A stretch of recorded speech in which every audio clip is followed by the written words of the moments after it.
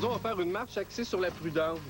Justine, c'est quoi le but exactement de cette marche-là qu'on va faire aujourd'hui? C'est de repérer les dangers. On va aller se promener dans le quartier.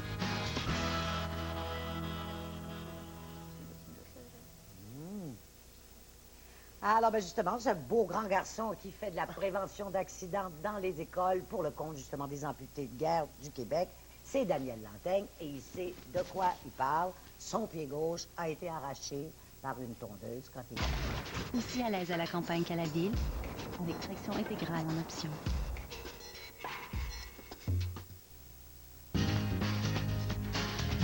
Nous, on va faire une marche axée sur la prudence. Justine, c'est quoi le but exactement de cette marche-là qu'on va faire aujourd'hui? C'est de repérer les dangers. On va aller se promener dans le quartier.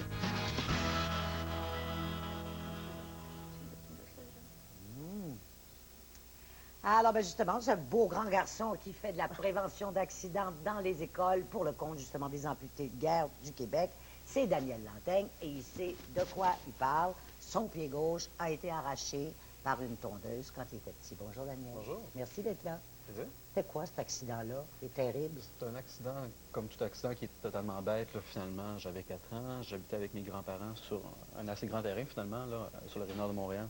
Mon grand-père tondait la pelouse, j'étais avec lui sur le tracteur. Gros tracteur, là? Oh, le gros tracteur qu'on se promène, là. Puis finalement, j'ai décidé de débarquer du tracteur. J'ai dit que je rentrais à l'intérieur, mais un enfant, ce que ça dit, parce que ça fait pas toujours... Des fois, hein, Non. ça dit des affaires que ça fait pas, ça. C'est ça, dont moi, à 4 ans, là, finalement, je suis pas rentré dans la maison. Donc, lui, mon grand-père prenait pour acquis que j'étais à l'intérieur, mais finalement, c'était pas le cas. Je me promenais, je suis tombé. Et quand on coupe le gazon, on pense pas avoir des éléments comme des jambes à terre, là. Alors, mon grand-père m'a pas vu et la lame du tracteur a sectionné une partie arrière de mon pied. Ouh, je pense que Gilles vient de perdre connaissance encore une Un fois. malaise encore? Oui, un petit malaise encore. Gilles, je te vois, là, c'est vraiment hein, quelque chose qui passe très mal. Ça passe pas bien, Ça maintenant. passe pas bien. Veux-tu un petit verre d'eau? Bon, écoute, c'est ce qu'on appelle un accident, un choc terrible, dramatique. Ouais. Bon, on peut tout de suite penser à ton grand-père, là, comment il a réagi. Oui, bien c'est sûr que pour lui, sur le coup, et même, je dirais jusqu'encore, là, aujourd'hui, on est quand même rendu 16 ans plus tard, l'accident, ça reste encore quelque chose de dur, parce que oui, il y a sûrement un sentiment de culpabilité. Mais l'important là-dedans, c'est de dire que c'est pas mon grand-père qui a coupé mon pied, c'est la lame du tracteur qui a coupé le pied.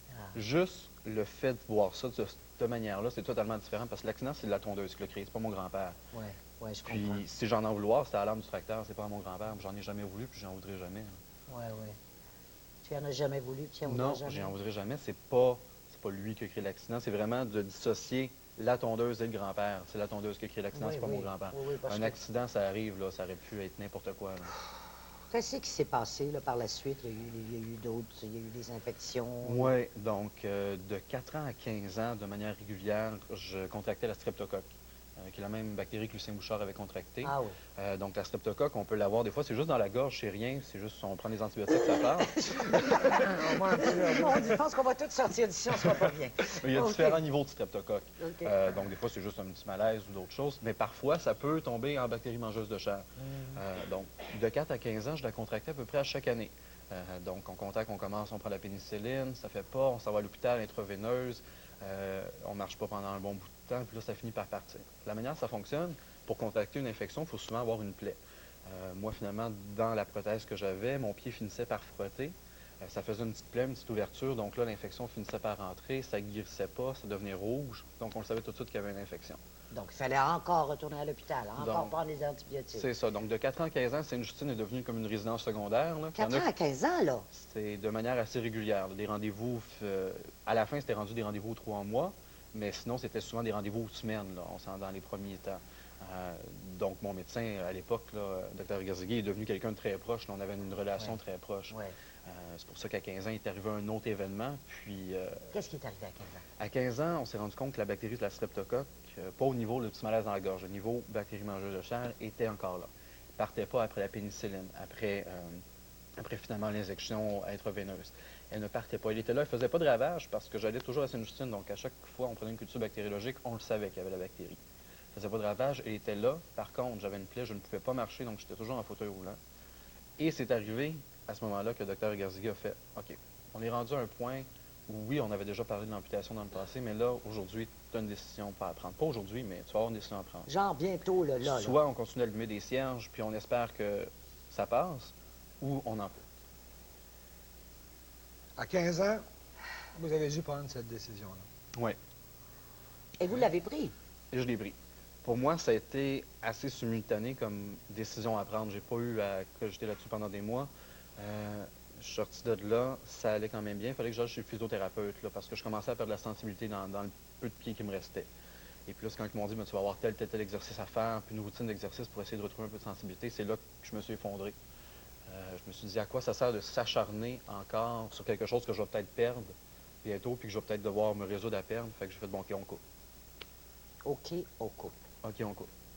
Ça, ce petit garçon là, qui est habitué de tel âge à l'hôpital, comme disait Gilles, à 16 ans, il a été capable et obligé de prendre cette décision-là. Écoute, d'abord, les médecins ont dû s'assurer, je n'étais pas là, mais je suis persuadé que les médecins se sont assurés qu'il avait la maturité qu'il faut. Ouais. Ils l'ont mis dans des conditions pour prendre cette décision-là avec le plus de sécurité possible pour eux-mêmes et pour lui. Ouais. Mais je ne sais pas à quel point il était mature au moment de la prendre. Mais ce que je sais, c'est que ça change définitivement le niveau de maturité de quelqu'un. Tu ne peux pas prendre une décision comme ça dans ta vie, qu'on considère que tu es capable de la prendre et que tu la prends. Ça change quelque chose dans ton corps, dans ta vie. C'est clair que ça vient changer quelque chose dans ta personnalité aussi. Ce jour-là, en tout cas, tu apprends. Ce serait le fun que je pense à certains ados qui pourraient l'apprendre aussi, qu'on est responsable de ce qu'on fait. Mais ce jour-là, voilà quelqu'un qui a été sollicité à 15 ans pour prendre une décision qui allait changer sa vie. Tu exerces ta liberté puis ta responsabilité en tabarouette. Ça change une personne à tout jamais, ça, c'est clair. Et toi, tu n'as jamais regretté parce que là, tu dis, pour une fois, je n'ai plus de fauteuil roulant. Exact. Donne-nous un peu d'espoir. On veut de l'espoir. Ben c'est ça. Ce qui est drôle, c'est que 4 ans à 15 ans, il me manquait juste la partie arrière du pied, là, quelques anéums, quelques os, le talon finalement. Puis j'étais toujours rendu en béquille, en fauteuil roulant. À l'école, c'était rendu, j'avais mes gants de fauteuil roulant tellement j'utilisais souvent. Puis il manquait juste une partie du pied.